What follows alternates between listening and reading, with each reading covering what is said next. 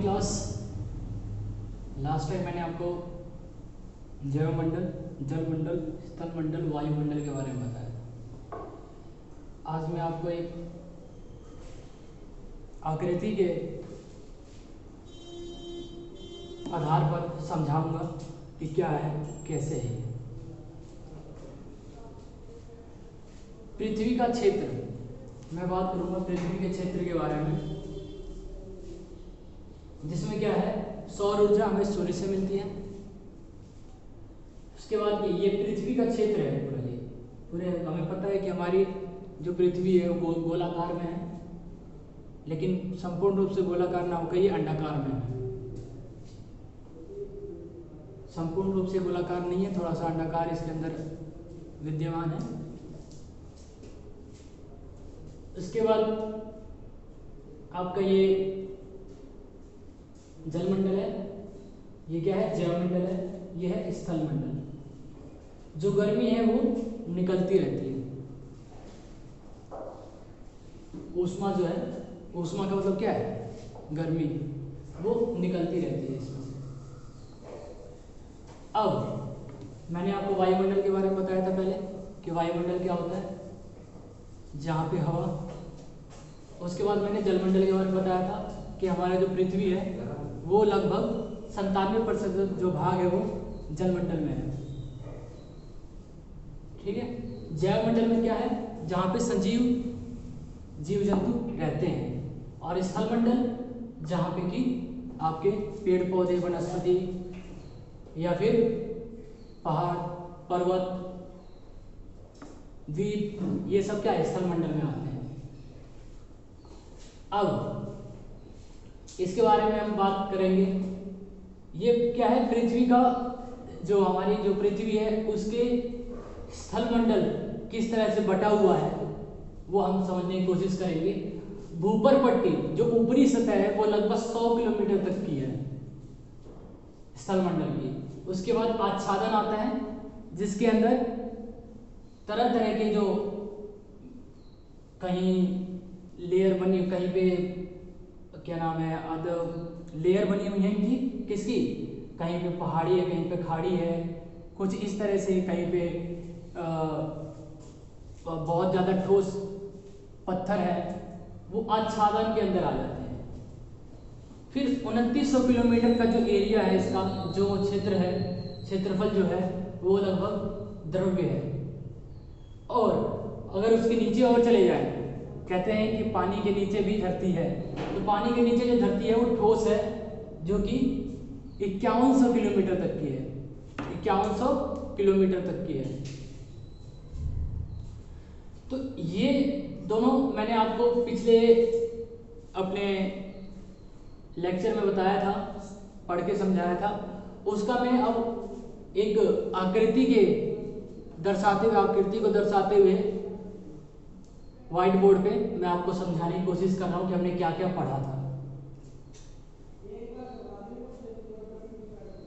अब इसके बाद आता है जल चक्र। जल चक्र में क्या होता है, जल चक्र का मतलब क्या है कि जो 97% भाग जो है वो पानी से घिरा हुआ है पृथ्वी का।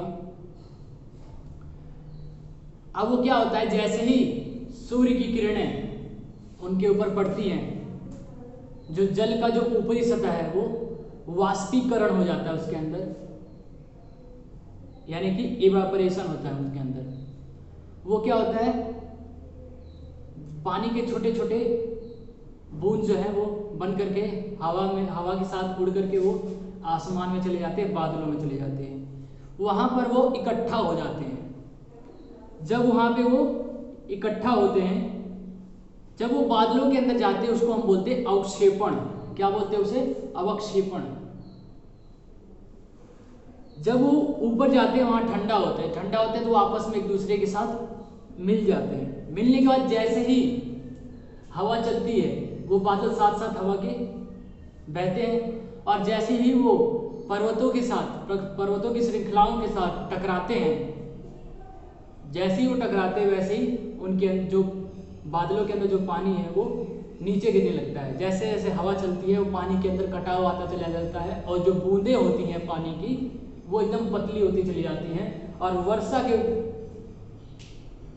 रूप में हमें जल वापस से फिर से मिल जाता है। जो बारिश का जो पानी होता है हम कहते हैं वो बहुत शुद्ध पानी होता है, तो वो वर्षा के रूप में हमें वापस से वो जल हमें फिर से पृथ्वी पर मिल जाता है। जो जल समुद्र के अंदर पीने लायक नहीं था वही जल जल चक्र के माध्यम से पीने लायक बन जाता है। ये सब क्या कौन करता है? ये प्रकृति अपने आप करती है, इसमें मानव का कोई भी योगदान नहीं है। इस जल चक्र के द्वारा ही पृथ्वी पर जल जो पीने लायक है वो बना रहता है हमारे लिए। तो हमने क्या क्या समझा? एक तो हमने समझा कि पृथ्वी का क्षेत्र कैसे बटा हुआ है, दूसरा स्थल मंडल कैसे बटा हुआ है, और तीसरा हमने समझा क्या जल चक्र के माध्यम से कि जल वापस से कैसे पृथ्वी पर फिर से आ जाता है। हमें पता है कि हम रोज जल का इस्तेमाल करते हैं, पृथ्वी के अंदर से हम जल निकाल लेते हैं, उसका इस्तेमाल करते हैं। अब मैं आपको आपकी बुक से पढ़ करके समझाऊंगा। आपका अगला जो टॉपिक है वो है पारिस्थितिक तंत्र। पारिस्थितिक तंत्र पौधों तथा जंतुओं के सजीव जगत का पर्यावरण से संबंध दर्शाता है। किससे? सजीव जगत का पर्यावरण के साथ। पारिस्थितिक तंत्र विभिन्न पैमानों पर आधारित होता है। एक छोटे प्रकार के पारिस्थितिक तंत्र का उदाहरण एक तालाब है। एक मध्यम प्रकार का पारिस्थितिक तंत्र एक वन हो सकता है। उष्णकटिबंधीय वर्षा वन एक बहुत बड़े पारिस्थितिक तंत्र का उदाहरण है। वातावरण में ऊर्जा स्थानांतरण की कभी समाप्त न होने वाली प्रक्रिया होती रहती है। आइए इसे एक उदाहरण के द्वारा समझें। सूर्य ऊर्जा का मुख्य स्रोत है, हम सभी को पता है। पौधे सौर ऊर्जा के कारण ही उगते हैं। ये पौधे बकरियों द्वारा खाए जाते हैं। बकरियां दूध देती हैं जिसे आगे मानव को स्थानांतरित किया जाता है। ऊर्जा के स्थानांतरण की यह श्रृंखला खाद्य श्रृंखला कहलाती है। अतः खाद्य श्रृंखला घटनाओं का ऐसा क्रम है जिसमें एक जीव दूसरे को खाता है। विश्व में अनेक पारिस्थितिक तंत्र हैं। पारिस्थितिक तंत्र प्राकृतिक या कृत्रिम हो सकते हैं। प्रत्येक की अपनी जलवायु, मृदा, पौधे और जंतु होते हैं, लेकिन मानवीय गतिविधियों के कारण केवल कुछ ही पारिस्थितिक तंत्र प्राकृतिक रह गए हैं। बहुत से पारिस्थितिक तंत्र पूर्व की अपेक्षा अधिक संकटग्रस्त हैं और इन्हें संरक्षण की आवश्यकता है। मानवीय पर्यावरण के बारे में समझेंगे हम। मनुष्य पर्यावरण के अत्यंत आवश्यक अंग हैं। वे पर्यावरण के संपर्क में आते हैं तथा अपनी आवश्यकताओं तथा सामर्थ्य के अनुसार उसमें सुधार कर लेते हैं। आदि मानव का आवास उसका प्राकृतिक परिवेश था। उसे स्वयं को प्राकृतिक पर्यावरण के अनुकूलित कर लिया था और उसकी अधिकतर आवश्यकताएं उसके निकटतम पर्यावरण से पूरी हो जाती थी। मनुष्य का विकास, जैसा कि ऊपर बताया जा चुका है कि आदि मानव ने स्वयं को उस परिवेश में समायोजित कर लिया था जिसमें वे रहते थे। उनकी अधिकतर आवश्यकताएं पर्यावरणीय स्रोतों से पूरी हो जाती थी। समय के साथ साथ मानव की आवश्यकताओं के गुण तथा मात्रा परिवर्तित हो गए। उन्होंने पर्यावरण का प्रयोग करने के लिए तकनीकों तथा नए मार्गों को विकसित करना प्रारंभ कर दिया। आदि मानव ने अपनी आवश्यकताओं की पूर्ति करने के लिए पशुपालन करना तथा फसलों को उगाना प्रारंभ कर दिया। इसने उनकी एक व्यवस्थित जीवन जीने में सहायता की। इस प्रकार छोटी छोटी बस्तियां नदी घाटी पर विकसित हुई जहां भूमि उपजाऊ थी और जल हमेशा उपलब्ध रहता था। समय बीतने के साथ मानव ने विभिन्न कुशलताओं और तकनीकों की सहायता से प्राकृतिक पर्यावरण को अपने लाभ के लिए परिवर्तित करना प्रारंभ कर दिया। उन्होंने रहने के लिए भवनों का निर्माण प्रारंभ कर दिया। उन्होंने खनिजों की खोज की और मशीनों का आविष्कार किया। जनसंख्या में वृद्धि तथा वस्तुओं की बढ़ती हुई मांग के परिणाम स्वरूप तीव्र औद्योगिकीकरण और बड़ी मात्रा में उत्पन्न हुआ।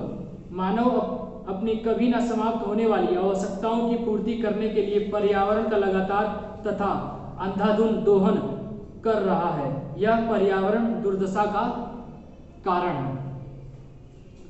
पर्यावरणीय दुर्दशा तब होती है जब पर्यावरण के किसी भी परिवर्तन के कारण पर्यावरणीय संतुलन बिगड़ जाता है। पर्यावरणीय दुर्दशा प्राकृतिक प्रक्रियाओं द्वारा या मानव गतिविधियों द्वारा या दोनों के मिश्रण से हो सकते हैं। मतलब क्या है कि पर्यावरण का हम दोहन इतना करते जा रहे हैं कि आज आपको पता है जब बारिश का मौसम होता है तो कहीं अत्यधिक बारिश होने लग जाती है और जहाँ बारिश की ज़्यादा आवश्यकता होती है वहाँ पे सूखा पड़ जाता है। तो ये क्या है, पर्यावरण का बहुत ज़्यादा दोहन करना, उसका इस्तेमाल कर लेना। पर्यावरण में क्या है, वन का अगर हम ज़्यादा वन को अगर काटते जाएंगे, वन को काटना वनोन्मूलन कहलाता है। वन को काटते जाएंगे तो क्या होगा, वर्षा होगी नहीं। पर्यावरणीय दुर्दशा के मुख्य कारण क्या क्या है? प्राकृतिक आपदाएं, इनमें ज्वालामुखी विस्फोट, भूकंप, चक्रवात, बाढ़, सूखा आदि सम्मिलित हैं। मानव निर्मित आपदाएं, इसमें रसायनों का बहाव, जंगल की आग, जनसंख्या विस्फोट, भूमि, जल तथा वायु का प्रदूषण आदि सम्मिलित है। मतलब दोनों तरीकों से क्या होता है, पर्यावरण दोहन हो रहा है, एक तो प्राकृतिक द्वारा और एक दूसरा मानव निर्मित द्वारा। समय के साथ जनसंख्या में वृद्धि के कारण मानव की आवश्यकताएं भी बढ़ती गई और लोगों ने अपने प्रयोग के लिए भूमि का विस्तार करना आरंभ कर दिया। कृषि के लिए भूमि प्राप्त करने के लिए जंगलों को साफ कर दिया गया। उद्योगों के साथ नए शहर, सड़कें तथा रेलमार्ग विकसित हुए। जंतुओं को भोजन तथा अन्य आवश्यकताओं की पूर्ति के लिए मार दिया गया। मानव की इन सभी गतिविधियों ने पर्यावरण पर एक प्रतिकूल प्रभाव डाला। उदाहरण के लिए वनोन्मूलन के कारण जंतुओं और पक्षियों की बहुत सी प्रजातियां विलुप्त हो गई। आजकल आपको कभी भी चिड़ियों की चहचहाट सुनाई नहीं देगी सुबह के समय में, परंतु आज से 10-15 साल पहले अगर हम देखें पीछे मुड़ करके तो हमें चिड़ियों की चहचहाट सुनाई दिया करती थी सुबह उठते ही। मुर्गे भी बोला करते थे, लेकिन आजकल वो भी शांत हो गए हैं। मानवीय गतिविधियां वायु में कार्बन डाइऑक्साइड की वृद्धि के लिए भी उत्तरदायी हैं, जो कि भूमंडलीय तापक्रम वृद्धि का मुख्य कारण है। यह हमारे पर्यावरण संतुलन के अव्यवस्थित होने का केवल एक उदाहरण है, जबकि प्राकृतिक तथा मानव द्वारा पर्यावरण में सही संतुलन आवश्यक है। यह हमारे लिए आवश्यक है कि हम अपने आने वाली पीढ़ियों के लिए पर्यावरण को सुरक्षित रखें। इसे सतत विकास कहा जाता है, अन्यथा हमें मजबूरन अनुपजाऊ भूमि, प्रदूषित जल तथा वायु, छोटे वन, प्रतिकूल जलवायु, लुप्त प्राय प्रजातियों और विषाक्त भोजन के साथ रहना पड़ेगा। हमें क्या करना चाहिए, पर्यावरण का कम से कम दोहन करें, हम वनों को कम से कम काटा जाए। ये नहीं कि खेती के लिए जो जगह जमीन है उसे छोड़कर हम वनों को काट करके वहाँ पे उपजाऊ जमीन ढूंढने की कोशिश करें। इससे क्या होगा, जो वन में, जो जंगल में जो जीव जंतु रह रहे हैं वो क्या होंगे, गायब होते चले जाएंगे, विलुप्त हो जाएंगी, उनकी प्रजातियां वो दिखाई नहीं देंगे। और इस तरह क्या होगा, पर्यावरण के अंदर भूचाल खड़ा हो जाएगा। तो ये आपका अध्याय यहीं समाप्त हुआ।